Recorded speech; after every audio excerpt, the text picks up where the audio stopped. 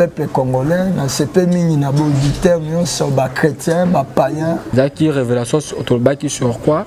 Mutakala ya catholique et Sambwe na babalabala nyonso ya RD Congo pe ya monde entier. Pourquoi? Parce que nous sommes déjà au temps de la fin. Là il y a Papa Kimbangu Simon, le prophète paix à son âme. Oh wana est bien original. Oh Papa Simon Kimbangu. Oh original. Ouais bien. Prophète, le prophète là. Oh Sakufa sa mission na akenda ne paix à son âme. Yolande na lobe abo ya lelote. Ça la idéologie ya Diangenda.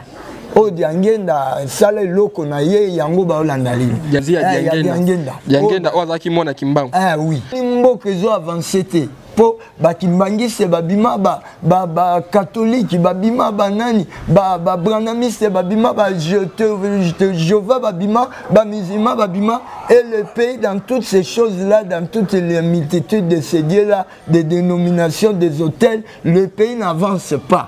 Pour venir au monde à bazoteka. Que ce soit un réveil, que ce soit l'église mine, son monde qui va teka kabima l'église on est en Nzambe te.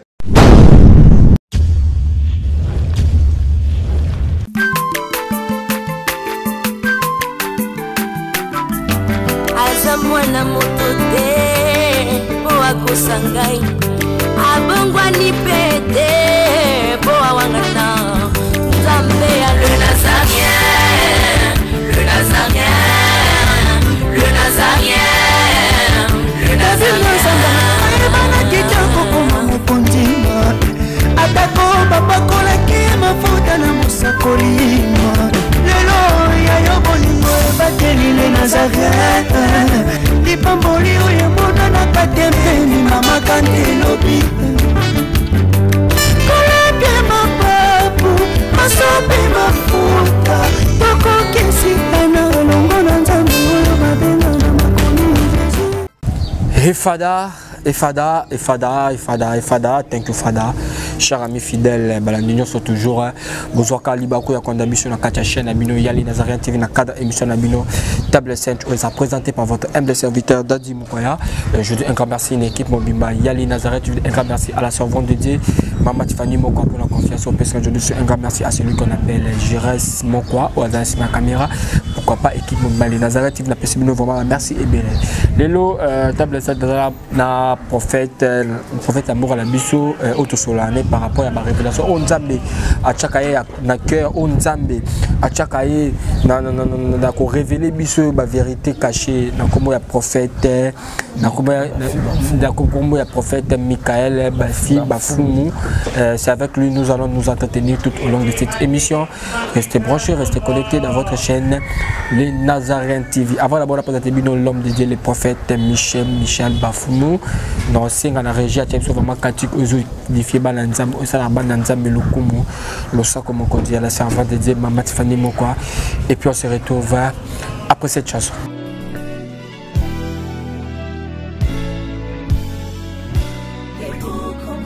Congo longola loboko na litama bangusa mai na miso tika bisenga senga ya kolula bikolo mosusu pesa Félix Antoine Tshisekedi maboko poto tonga mboka na biso Congo na nzela ya union sacrée na losambo tokolonga. Oh toi qui écoutes la prière, tous les hommes viendront à toi. Ingénieur Edi Kabé à la main de l'Éternel, prions pour ce beau pays et pour le président Félix Saint-Chrétien. Nzambe na Isaac, Nzambe na Jacob, Ozali Nzamba Israël, lelo tokomo yembo Nzamba Congo, RDC Mokananga, lelo tokomo yembo Nzamba Congo, peuple croyant docile et social.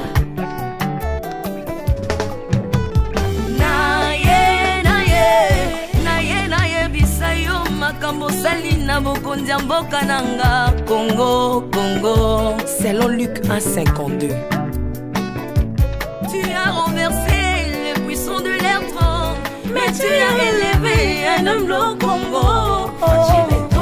L'incarnation de l'espoir de tout un peuple, Salomon de notre temps.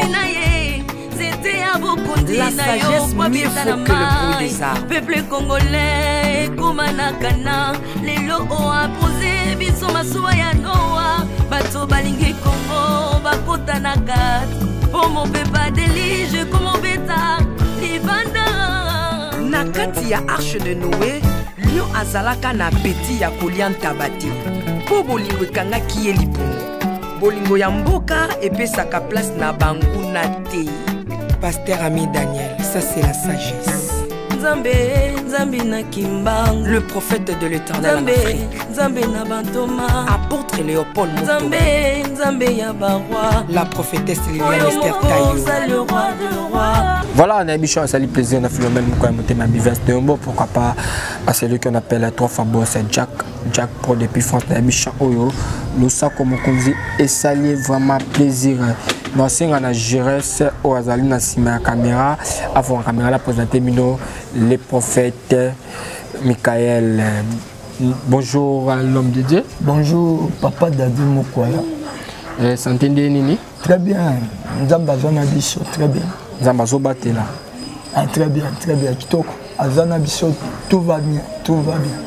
Tout va bien par la grâce de Dieu. Maman gentil par rapport à Batunion sur Bazui Libako Akolanda en ce moment la Kataché na biso Yali Nazareth. Vraiment na CP mingi na peuple congolais, na CP mingi na auditeur nyonso ba chrétien, ba païen, ba nzambe ba binemi na biso bo ba lingi biso no bo bolingi biso te.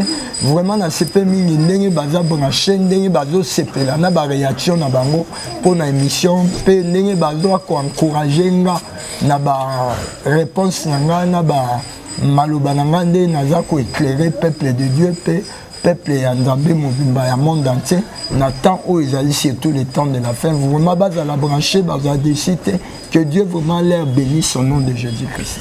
OK, c'est Dieu vraiment leur bénisse au nom de Jésus-Christ. L'homme de Dieu est tout content na sujet otokolbela mukoya lelo Joana okoyi kozonga mom ke pour la bateau baza ki libako ko yo kayote ezaki révélation otolbaki sur quoi Mutakala ya catholique et Sambwe na babalabala nyonso ya RD Congo pe ya monde entier. Ezaki témoignage de tolobelaki pourquoi témoignage ya Mutakala ya maman catholique et Sambwe na bababa nyonso ya RD Congo pe ya monde entier. Pourquoi? Parce que nous sommes déjà au temps de la fin. Le temps de la fin, j'avais dit qu'on a encore sabato éclaircissement. Le temps de la fin, VC m'a dit le règne. La fin de notre règne a eu notre règne. Donc, Bokondi ya Mosusu, ya bato Mosusu, bazari kodondo ape kokonda, et komi na suka. Et komi siko Bokondi, ya Yesu Masia, akozonga te na nzoto. Mais kombo na ye, au Bible lobaka, prophétie, bapia biso kombo moko na likolo, na mabele, pe na mabesa mabele, esengel totombola. Et comme tango na ye, Yesu Masia, kombo na ye est primé, et la élevé au-dessus de tout le nom. Penabilo konyo sezo kondana mokili. Pourquoi? Potokomi na temps ya règne ya Christ. Kombo na ye est régné pour un rétablissement makambo nyonso. Pourquoi? On est déjà au temps de la fin.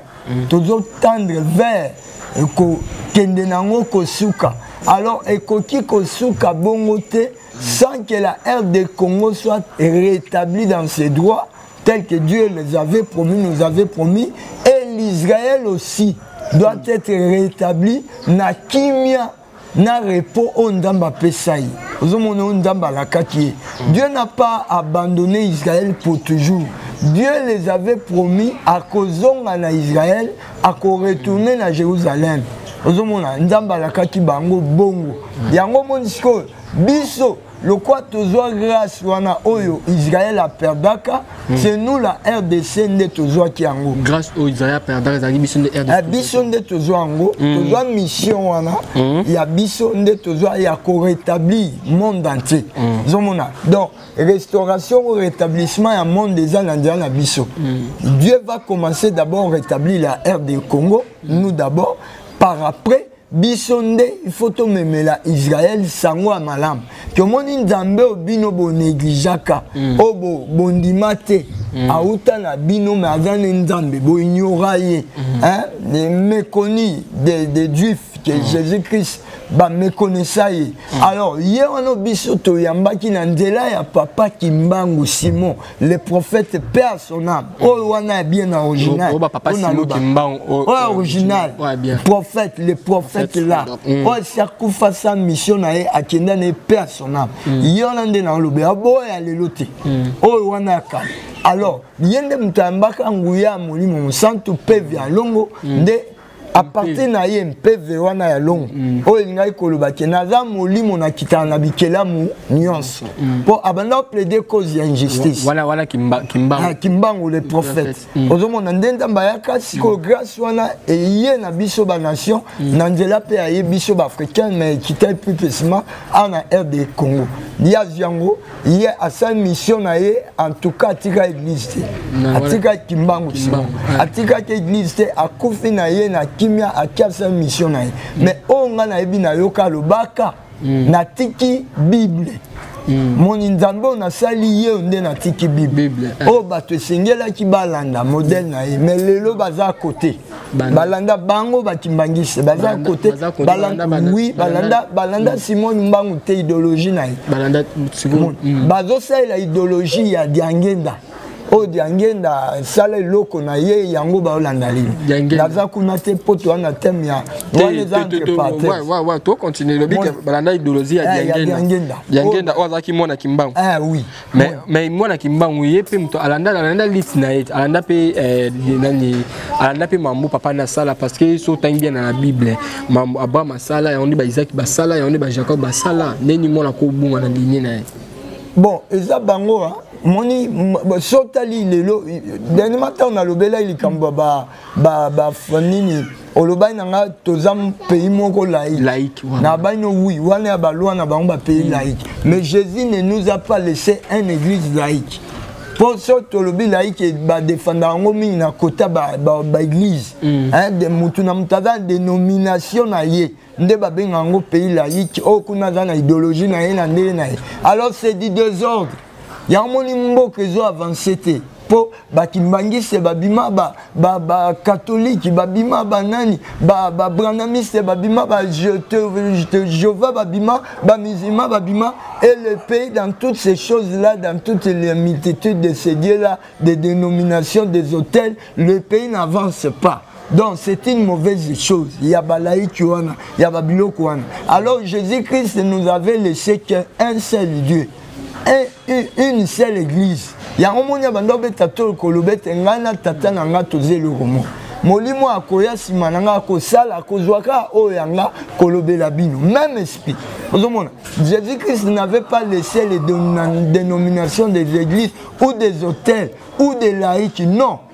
Lui qui est mokonziami que mokilio le monde eza ya ye royaume nyonso bampire na lobaza ye atika biloko wana te yango moni na lobai dernièrement na bi que tango ya tika église na ye a prophétiser atikela biso pe prophétie que a beau détruire temple haut temple wa bandolo ba temple qui avec église catholique ezango a te beau détruire de battre tout so tangi ba bien les basalier remarque babi voilà regardez les constructions n'a plus rien les constructions mais zalaki comment nango bo temple moko na zalaki na moi banani na ye ba pilier na ye pembeni babi regardez ba ye kolinso na Matthieu chapitre 24 verset 1 à 2 basalier Jésus-Christ remarque que c'était ba disciples.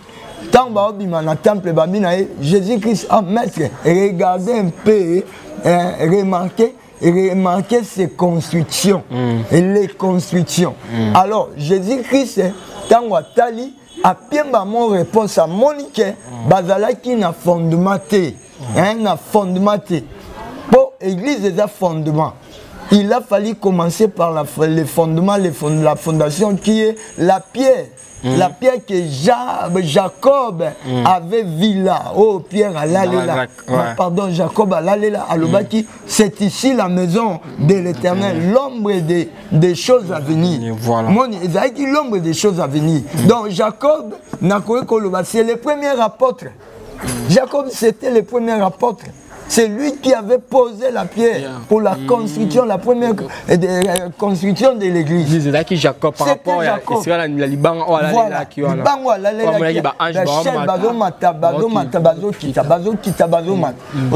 c'était ça. Donc, il est le père fondateur de l'église comme Baptiste. Hein, comme c'est lui qui avait posé la première porte comme premier apôtre. C'était lui, la jeunesse. Pour moi, qui est dans la jeunesse. C'est tout l'église existe qui. Donc, Jésus-Christ, avant que le monde soit je suis, que la lumière soit ici. Lui-même, c'était Dieu. Alors, il a fallu que l'église Bandawana. Na commencement, Jacob a moni libanga na ignorance a été, mais c'était l'église de Dieu. L'ombre des choses à venir. Alors, na kati ya libanga wana tango, hein, babandi ko poser pierre, pardon, ko construire église na oya ya pierre atongaki na ba porte okomona babengi biso babitoza édifier na fondement ya ba porte. Mais quel est cet apôtre-là où atongaki église? C'était apôtre Paul. Mon yene mbapia qui fou, pardon, après Pierre ne bapia qui fungola, apôtre Pierre, ne bapia qui ba fungola te mais ba fungola. Pourquoi? À l'écart qui nanu na question na ba disciples ils étaient les 12 disciples. Jésus leur a posé une question. Qui dit que je suis, hein? Mais celui qui avait réussi à la question, c'était Pierre. Jésus a dit voilà, comme je cherchais quelqu'un pour laisser mon église, j'ai vu que ce n'est pas l'esprit, la chair ou le sang qui t'ont révélé ces choses, c'est bien sûr mon Père qui est dans les cieux, qui a révélé Macambo. Simon Pierre, tu es le fils de Jonas, qui est erré. Mais c'est sur toi que je bâtirai mon église. Aujourd'hui, Abi, ba porte ya séjour ya mort et il y a té na église, na ecclésia. Tala ba clé yango. Ba clé nanga lo ba ponanga. Ndenda ba pianga révélation, c'était les 7 clés. O apesa ki po ba oui, ba clé. Mon ba clé wana ba piaki pona église. Il y a un pouvoir, il y a l'église, il y a une église, il y a une église. Il y a une clé pour l'église. Il y a un apôtre Pierre. Il y a un acte des apôtres. Pierre n'a pas d'église. À ça, l'église, il y a un temps, l'église ne cessait point de prier, d'intercéder pour lui. L'église, c'était Pierre.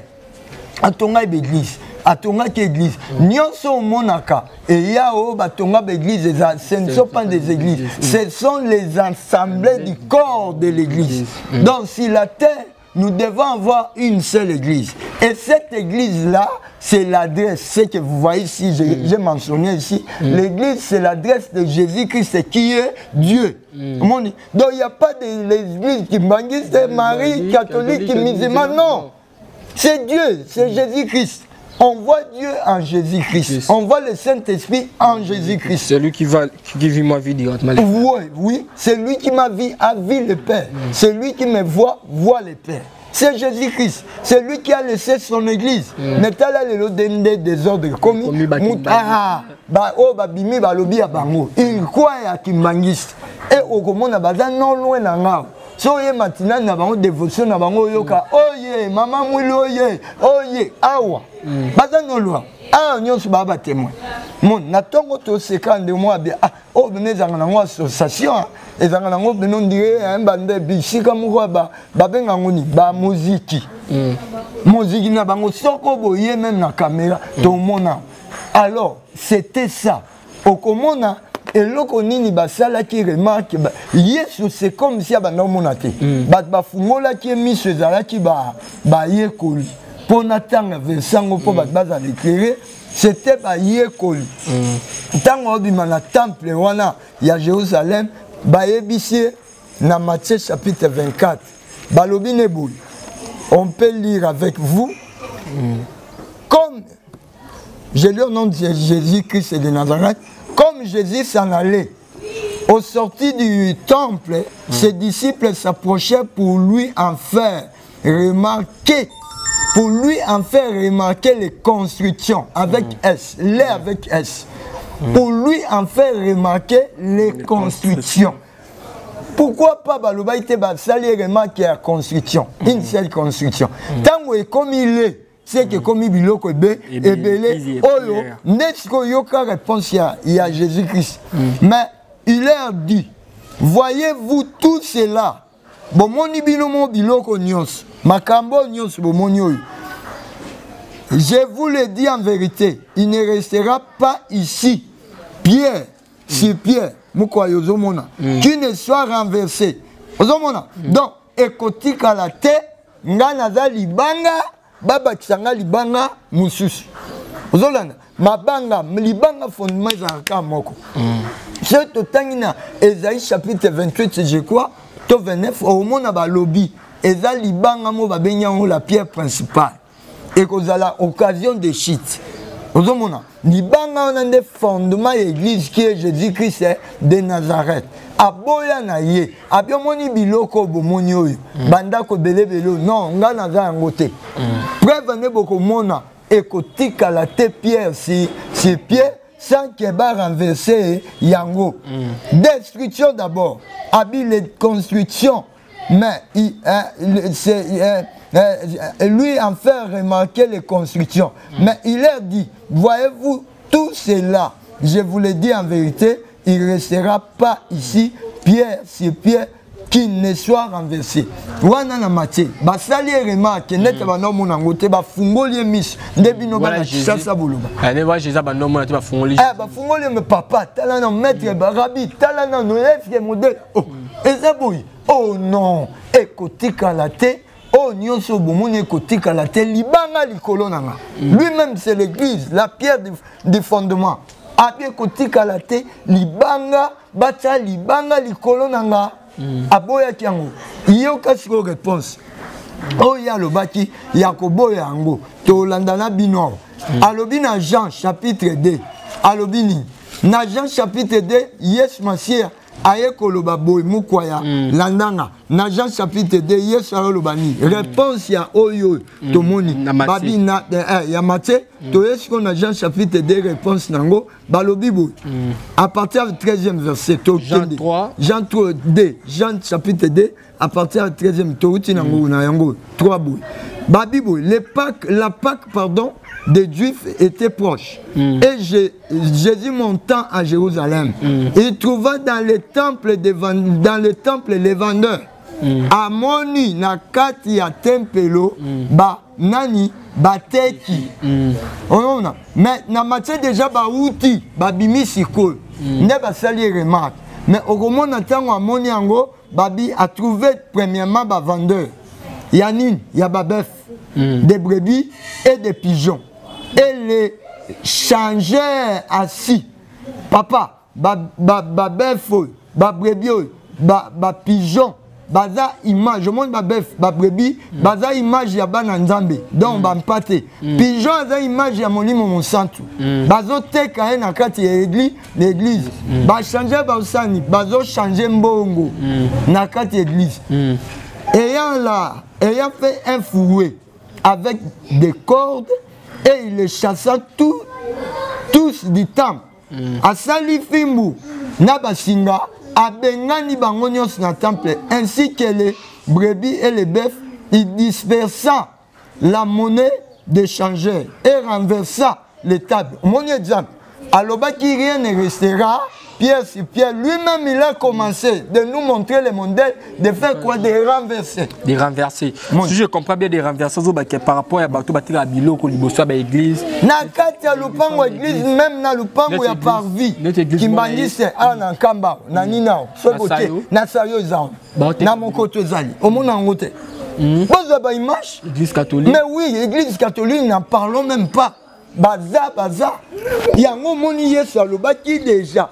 Na biso ke boyeba mon ba église na ba mosika ba musulman au mona bazoteka baoteka mesko banal o baoteka Saint-Esprit mais yeyote Saint-Esprit a image ya nini ya Saint-Esprit on banal baoteka yango mais catholique ateka yango comment mais bazoteka yango babi awa bazalai image pigeon aza image ya monimo ensemble tango yesu azwa baptême nani akitaki Pigeon. Pigeon. Ada image ya molimo mosaka. So pigeon bazwaki yango wapi? Yesu ayokutana na temple ya banani ya Bayuda qui représente les Juda. Bamindele wano bayela biso évangile na monde. C'est qui? Ce sont les missionnaires catholiques. Zomon. Eza bango mbaya nango. Et cela veut dire quoi? C'est tokie na Matthieu kuna. Matthieu chapitre 21 au mona otobenga ba missionnaire jaune bazara ba blanté blanc ezaka yemo Yesu Masia bango bazara ba jaune bango bayela biso makambi ya Nzambe. Donc pour nous ce sont nos pères spirituels, nos parents o ba boti biso na mambandambe. Mais lolenge bazo sala Yesu tango yaka a dénoncaka bango yango na Pierre chapitre ya Matthieu 24 là basali Jésus-Christ remarque ba école babitala est-ce modèle ba temple ko tonga ma modèle Yesu alobaki abi bozo mona yango wana biloko nyonso bomona ekotika la libanga te likolo libanga preuve ne ba ko buka yango ekozala te pour yenda za fondement église la pierre fondateur la pierre principale pierre rosa moboko ya kotonga o Bible lo ba choli ba salaki net ko négliger yango ce sont ba on nyonso mona ba négligeable la pierre wana o la fondement principal angulaire.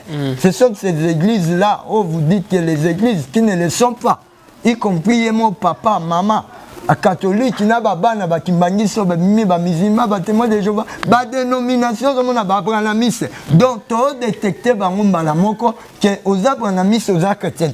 Oza témoin de Jéhovah tu n'es pas chrétien. Oza musulman tu n'es pas chrétien. Donc les chrétiens ce sont les chrétiens, non pas les chrétiens. Comment on dit ba chrétien ba tikali identique na kombo na bango chrétien, autre monde na kombo ya Christ. Ça vient du mot chrétien, vient du monde de Christ. Ndenge ya zali nde biso zali bino ya zali mais bino ne zali mais bino pe ba chrétien bon monter bo sala la pi maman Nzambe bien tout monde na boté que la batu ba huile d'olive bon monde toté boté que la batu ba mai boté que la batu ba jina ba kati église au monde te que non bino pe bo sala la maman te. Je n'en disconviens pas mukwaya ozana raison na yo ba infiltré ba na kati église ya réveil mais du fait que ba na kati église ya réveil il a fallu commencer par raser la tête renverser la tête qui sont maman là, notre maman là, catholique, on a le mutakala na ye et sambo na babalaba la Congo pe à monde entier.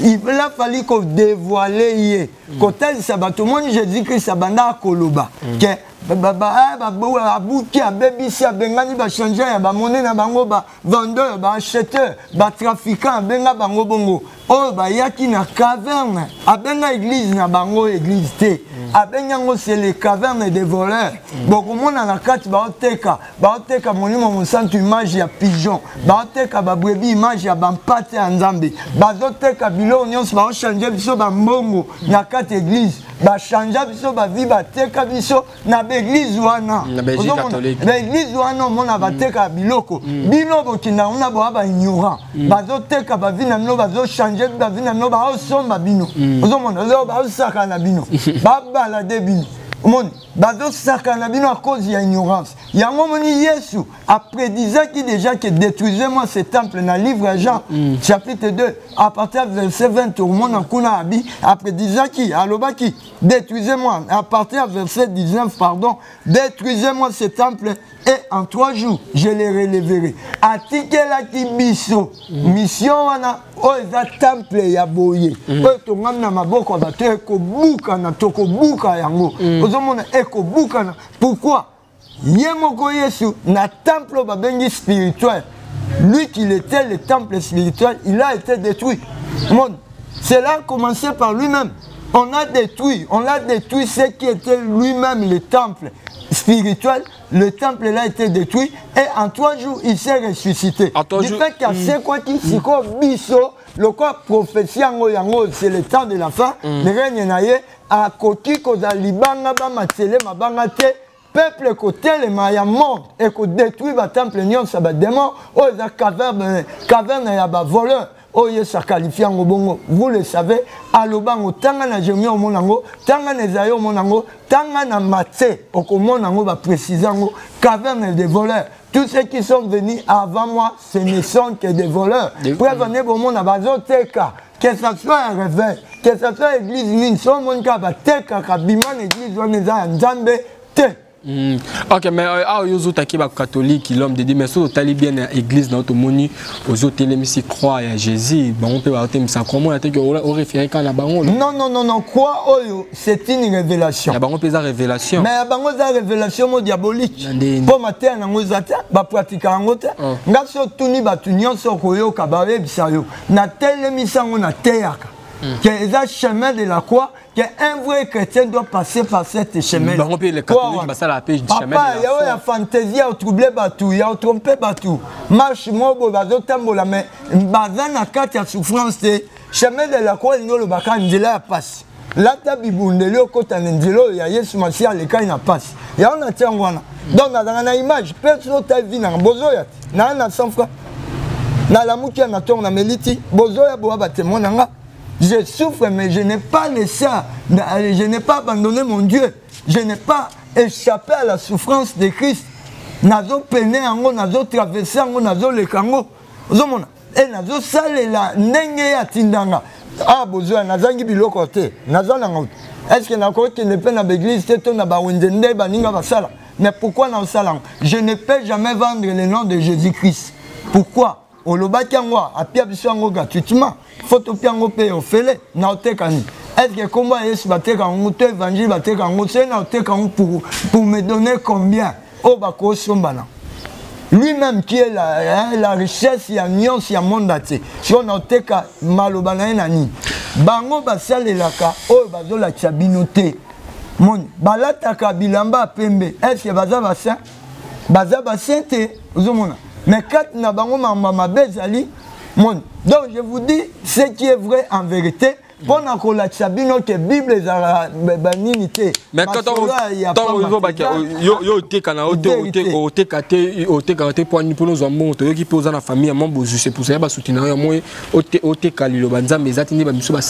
papa, orphelin de père de mère. Papa n'a une pauvreté riche, mais il avait peu de moyens.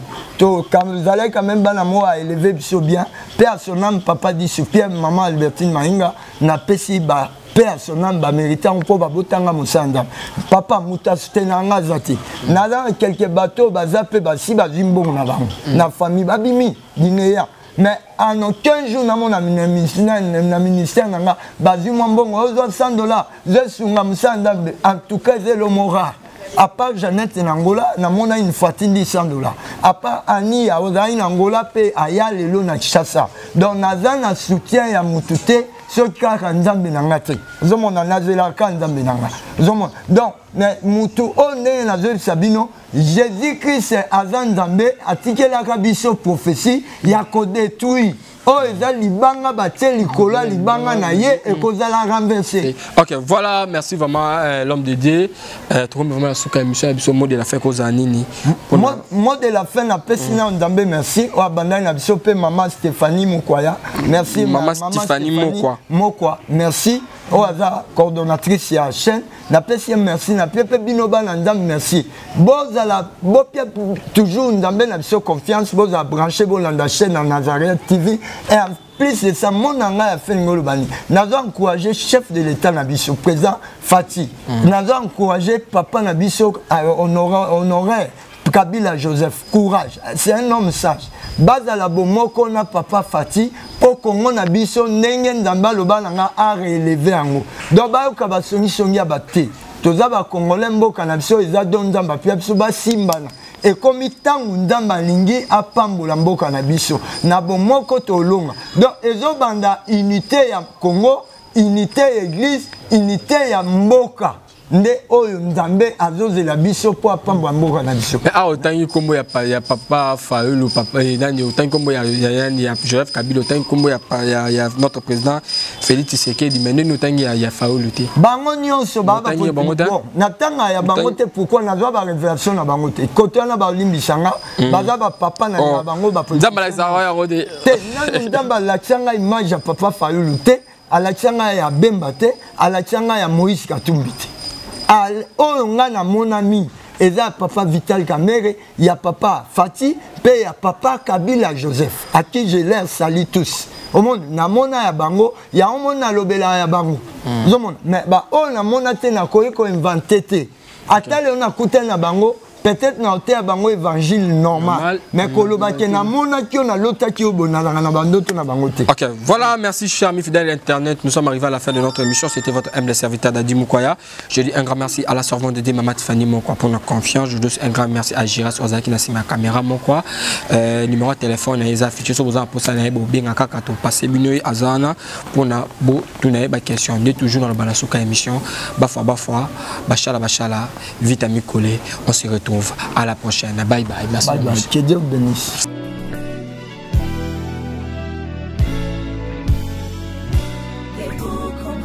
Congo longola loboko na litama bangusa mai na miso tika bisenga senga ya kolula bikolo mosusu pesa Félix Antoine Tshisekedi maboko poto tonga mboka na biso Congo na nzela ya union sacrée na losambo tokolonga. Oh toi qui écoutes la prière, tous les hommes viendront à toi. Ingénieur Edi Kabé à la main de l'Éternel, prions pour ce beau pays et pour le président Félix Saint-Chrétien. Nzambe, Nzambe na Isaac, Nzambe, Nzambe na Jacob, Ozali, Nzamba Israël, lelo tokomo yembo Nzamba Congo. Lelo tokomo yembo Nzamba Congo. Peuple croyant docile et social.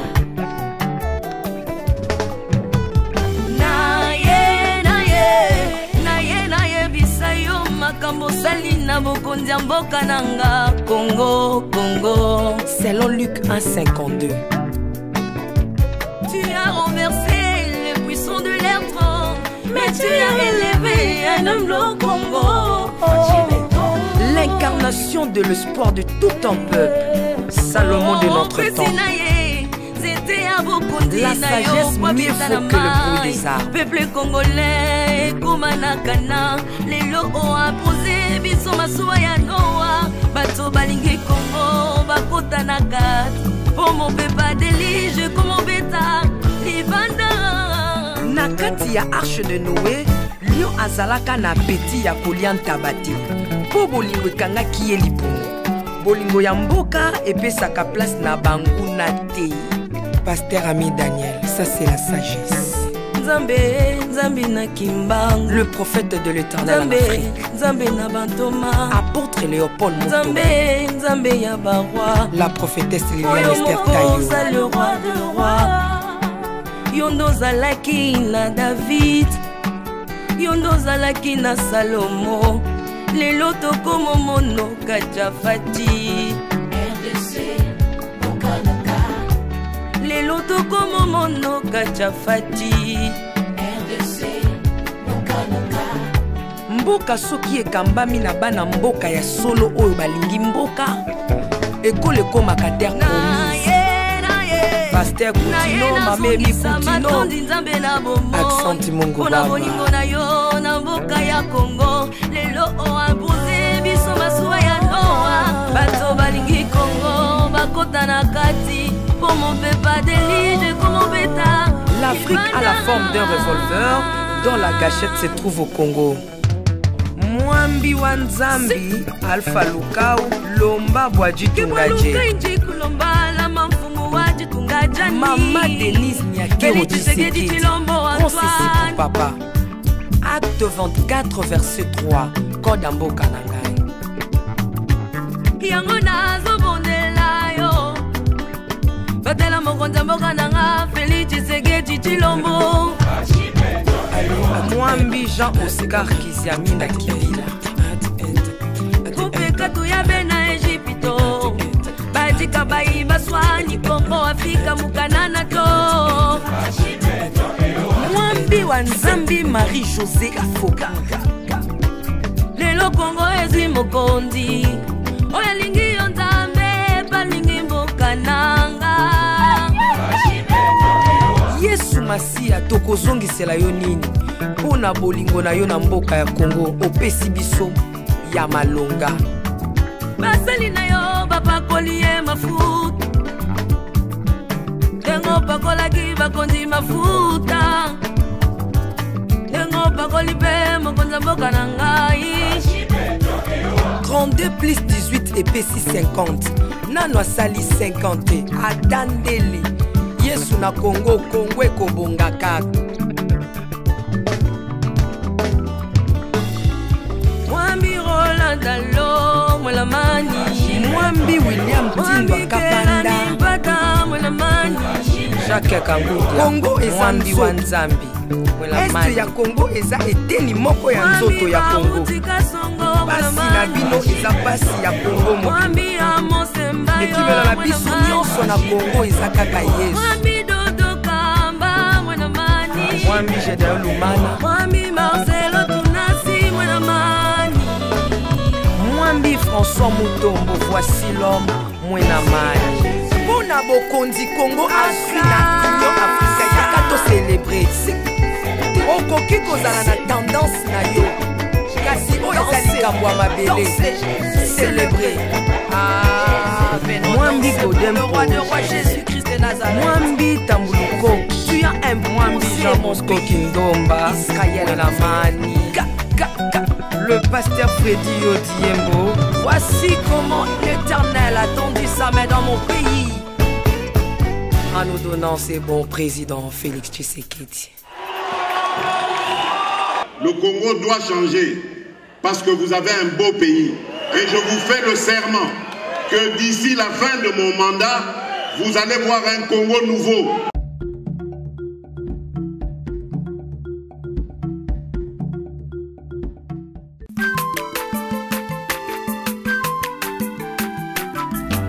Azamwana motote po akosangai, abongwani pete po awangata. Nzambe ya le Nazarien, le Nazarien, le Nazarien, le Nazarien. Ebana kitoko koma mokondima, atako babakolaki mafuta na mosakolima. Lelo ya yo bolingo ebateli le Nazarien, lipamboli oyo mona na katempeni mama kandelobi. Koleke mapapu, masopi mafuta, tokokisitana longo na Nzambe oyo babenga na makomi.